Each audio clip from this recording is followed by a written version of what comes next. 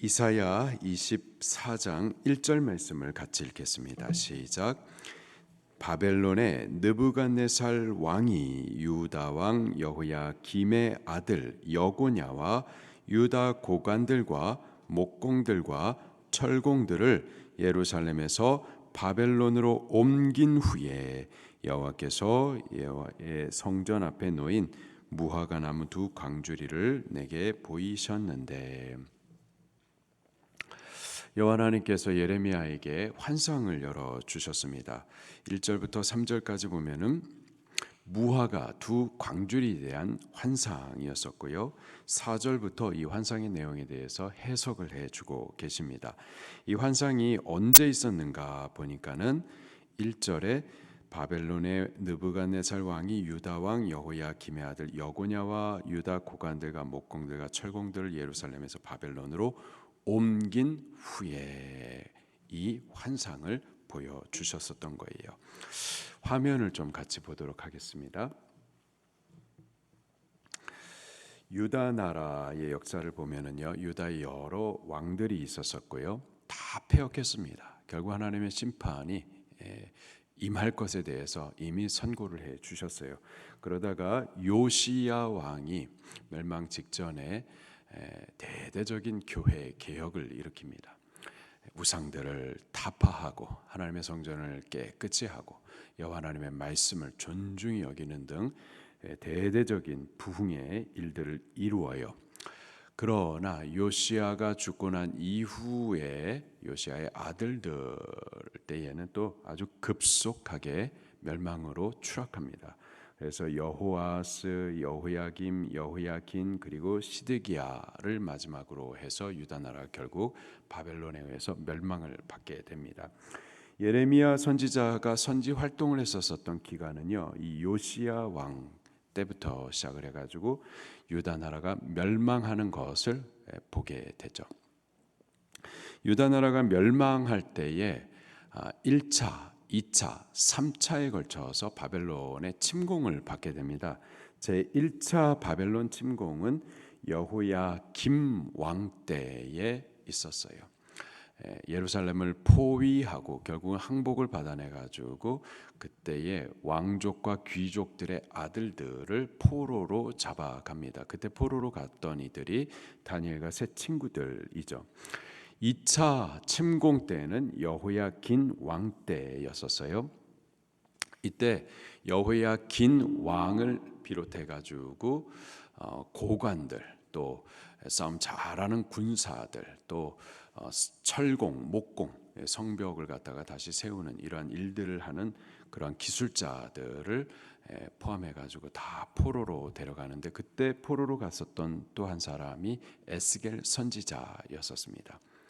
그런데도 불구하고 끝까지 회개하지 아니하고 이 시드기야 왕 때에도 여전히 패역하여서 결국 586년에 세 번째 침공과 더불어서 유다 나라가 완전하게 멸망을 받게 됩니다.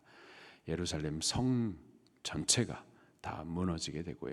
또 예루살렘 성 안에 있었던 성전, 유다 민족이 아주 거룩하게 여겼었던 성전이 있으니 우리는 절대 망하지 않을 거다 생각했던 그 성전이 불타버리죠. 오늘 본문 말씀을 보게 되면은요, 여기 제2차 침공 여호야긴 왕 때에 바벨론의 제2차 침공으로 인하여서 포위되고 결국은 항복을 받아내고 여호야긴 왕을 비롯해 가지고 고관들, 철공, 목공을 다 비롯해 가지고 바벨론으로 포로로 끌려간 이후, 이러한 처참한 사건이 있은 이후에 이러한 환상이 예레미야에게 주어졌었던 겁니다.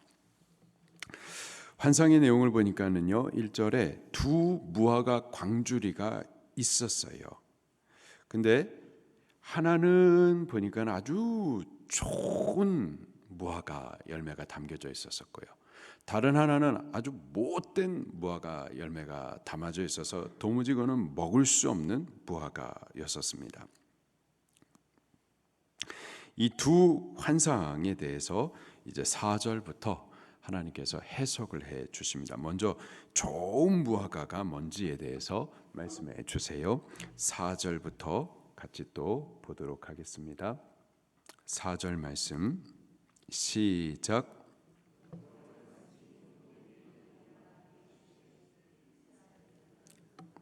계속 읽습니다. 5절 시작.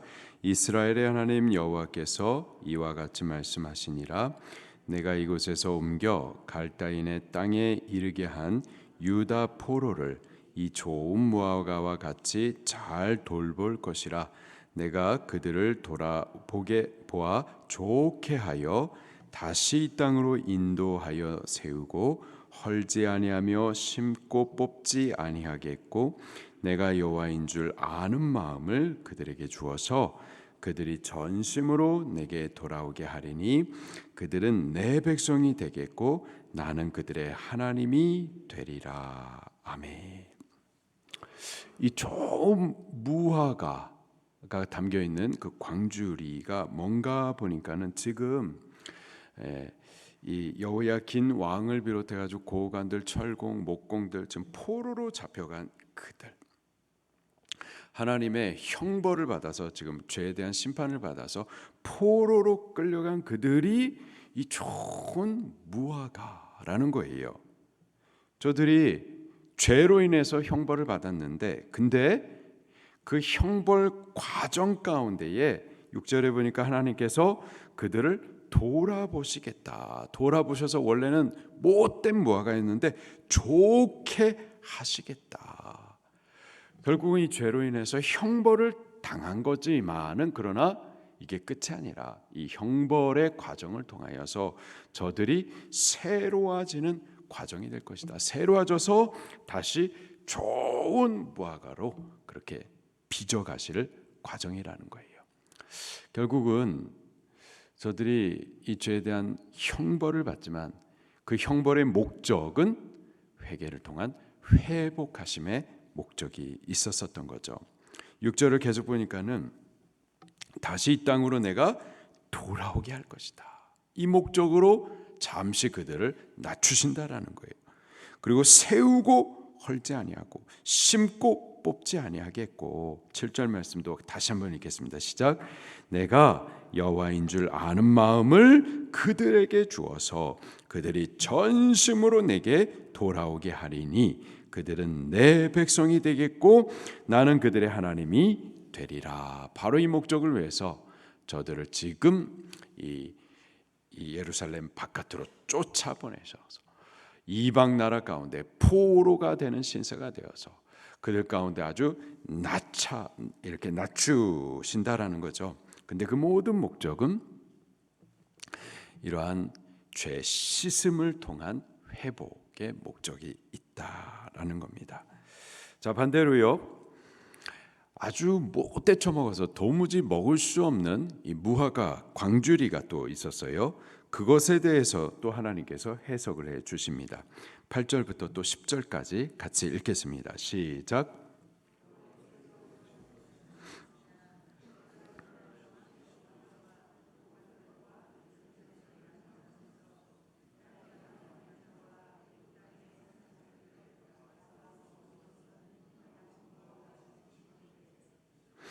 모든 나라 가운데 흩어서 그들에게 환난을 당하게 할 것이며 또 그들에게 내가 쫓아보낼 모든 곳에서 부끄러움을 당하게 하며 말거리가 되게 하며 조롱과 저주를 받게 할 것이며 내가 칼과 기근과 전염병을 그들 가운데 보내 내가 그들과 그들의 조상들에게 준 땅에서 멸절하기까지 이르게 하리라 하시니라. 아멘.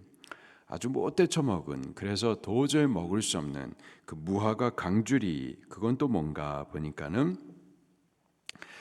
지금 여호야긴을 비롯해 가지고 다 바벨론으로 쫓겨났어요. 이제 유다의 왕은 없었는데 여호야긴을 대신해서 시드기야가 이제 유다의 왕이 됩니다.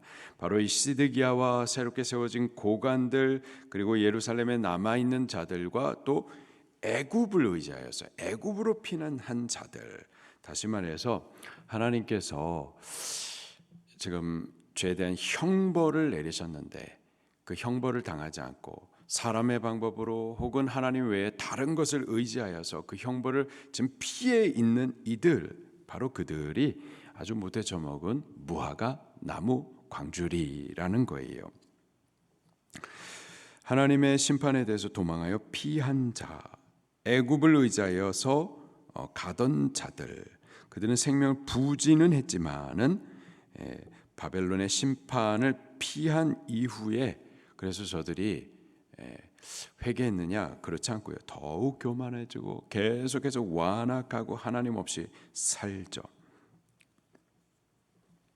바벨론 심판에 던져진 자들은 형벌 아래서 낮아지고 겸손해지고 또 회개를 통하여서 회복의 기회를 얻었었는데 여기 남아있는 이들은 오히려 아주 나쁜 무화과 열매와 같아가지고 도저히 하나님 앞에 먹을 수 없을 정도로 그렇게 버려진 자가 되어지는 것을 하나님께서 말씀해 주십니다.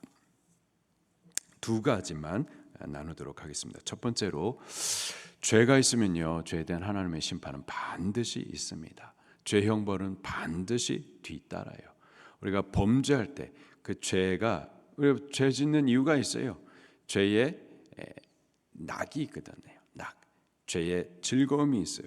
그러나 즐거움만 있는 게 아니라 반드시 형벌이 뒤따르는 것을 아셔야만 하겠습니다. 하나님께서는 자기 백성들, 하나님의 당신의 백성 말고 자기 백성들에 대해서는요, 그 죄에 대해서 반드시 찾으시고 그 죄에 대해서 형벌하십니다. 그런데 자기 백성에 대한 그 형벌은요, 회개를 통한 회복을 위함에 맞춰져 있습니다. 우리에게도 자녀들이 있는데 자녀들에 대해서 자녀들이 항상 잘하지 못하죠. 그래서 잘못하는 것에 대해서 책망할 수 있습니다. 그런데 그 책망의 모든 목적은 에이 못돼 처먹은 놈의 자식 죽어라, 죽이는 데 목적이 있지 않아요. 책망하지만 책망의 목적은 잘 되라는 데 있죠. 우리를 향한 하나님의 마음이 아버지와 같습니다. 죄에 대해서 심판하시고 형벌하시지만은 그래가지고 우리가 낮아지고 또 괴로움도 있지만은 그 과정을 통해서 회개하고 회복의 기회를 얻게 하심의 목적이 있는 거죠.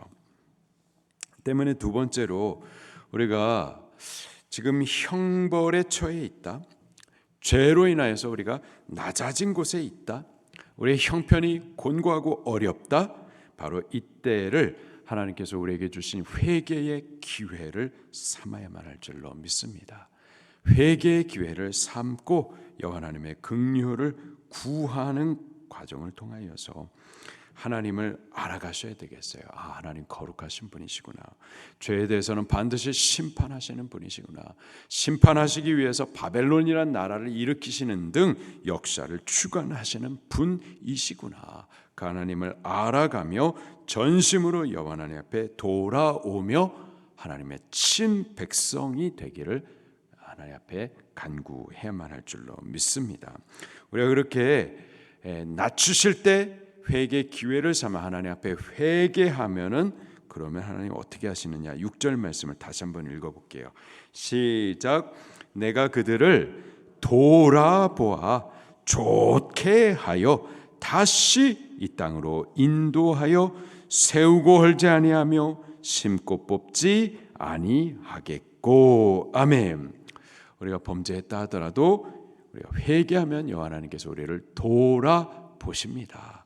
그리고 못돼 처먹은 열매와 같았었지만은 좋게 회복하시고요. 쫓겨났지만 다시 이 땅으로 인도함을 받게 되어지고요. 지금 무너졌지만 세우셔서 헐지 아니하시고요. 뽑아내신 것 같지만 다시 심고서 뽑지 아니하실 것을 약속하시는 거죠.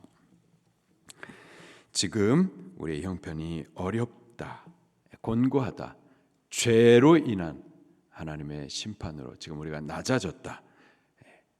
하나님의 궁극적인 뜻은 멸망이 아니고요, 회개를 통한 회복에 있는 줄로 믿습니다. 그렇게 우리가 회복의 기회를 삼을 수 있게 되기를 예수님 이름으로 축원합니다.